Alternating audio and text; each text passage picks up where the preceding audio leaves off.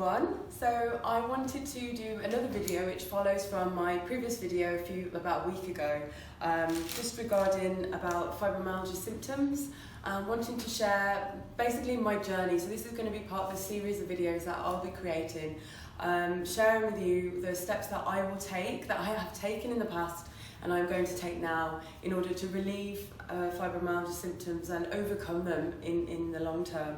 So the previous video I was sharing about being prescribed amitriptyline, which is a painkiller for nerve pain. I was prescribed this because I was struggling with the pain, the fibromyalgia, all over muscle pain. I was getting muscle spasms and it was causing fatigue because I wasn't sleeping properly. I wanted to get better in order to return to work at the hospital, and I guess kind of felt pressured to do that sooner rather than just allow myself to heal naturally.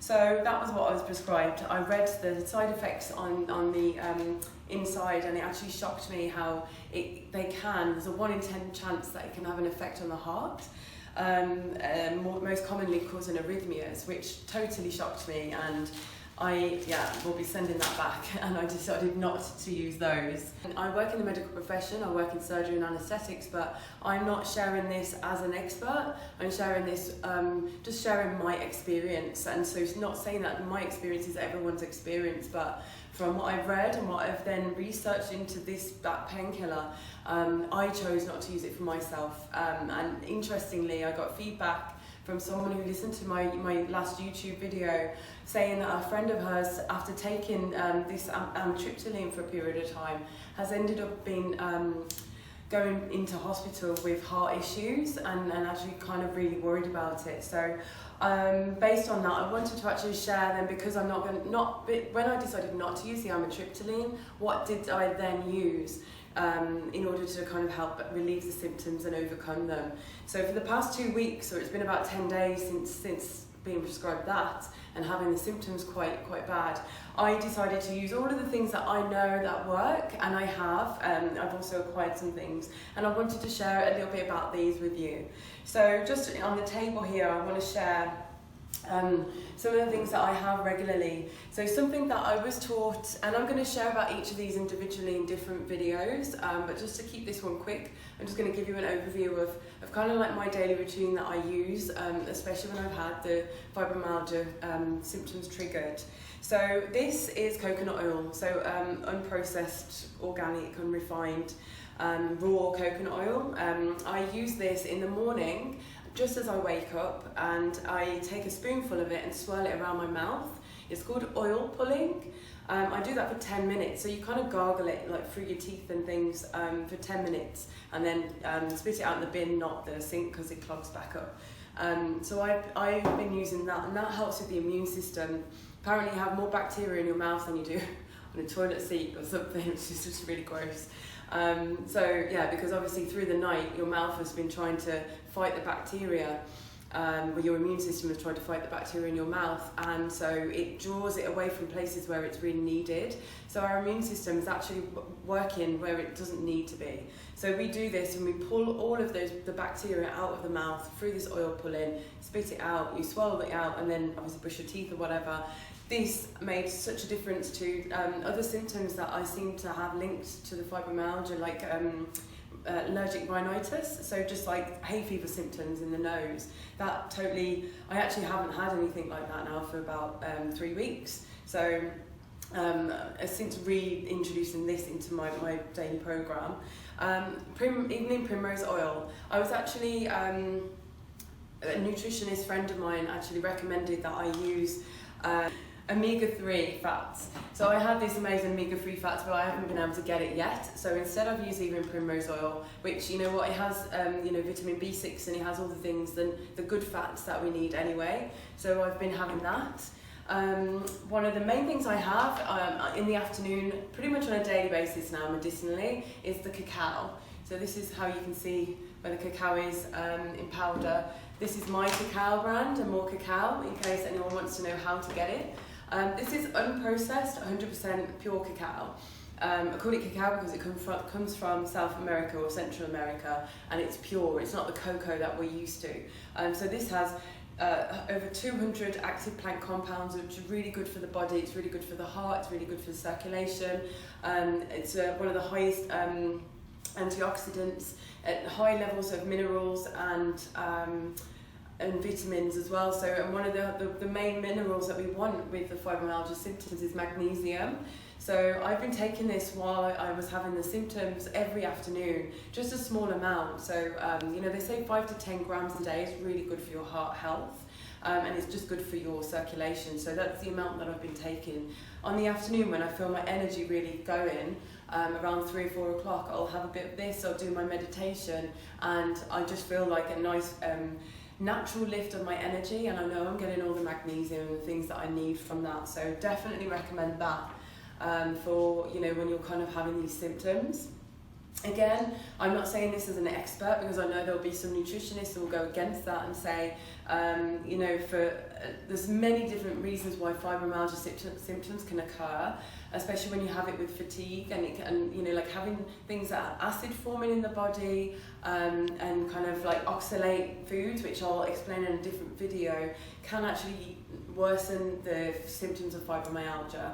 But I'd say try it out. It's really helped me in this period of time, and it's a great source of iron, of magnesium, of chromium, and all these things are really helpful for the flare-ups of fibromyalgia.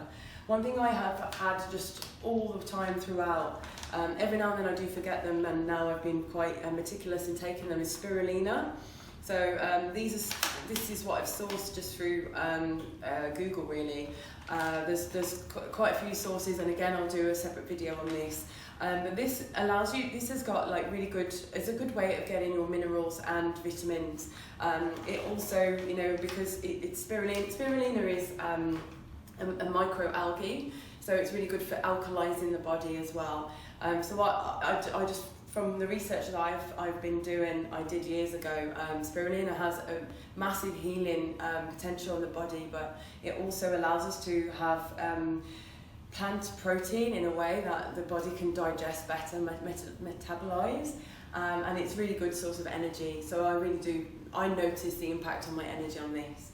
And other two things that I've been using the last 2 weeks that I swear by, my gosh, I can really tell a noticeable difference, is this vitamin D spray, and it says it's vitamin D and K too as well. So it's a spray that you just put in the mouth, and almost immediately I feel an effect of this.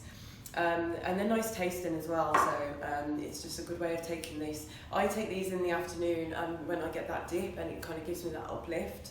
And this one again, vitamin B12. They say most adults are low in this, and this is all around energy. So I've been taking that. And so high strength turmeric. This is really good anti-inflammatory. And the thing is with fibromyalgia, it's all about like an inflammatory response in the body that's just gone like overwhelm. So the whole body is kind of in this overdrive of inflammation. So this allows to bring down that, and it also helps immune function, it says here, and helps with connective tissue and bone health. This is widely being recommended now for any kind of joint pain, muscle pain, and just helping the body like heal itself. So stomach issues as well. So one of the other things that people with fibromyalgia seem to get is irritable bowel syndrome, and this can be really helpful with that too.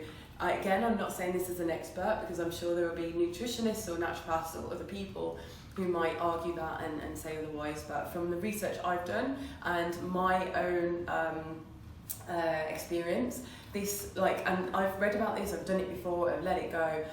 When I had the flare up and I was told to take those crazy painkillers, I decided to take these again. So it's called curcumin.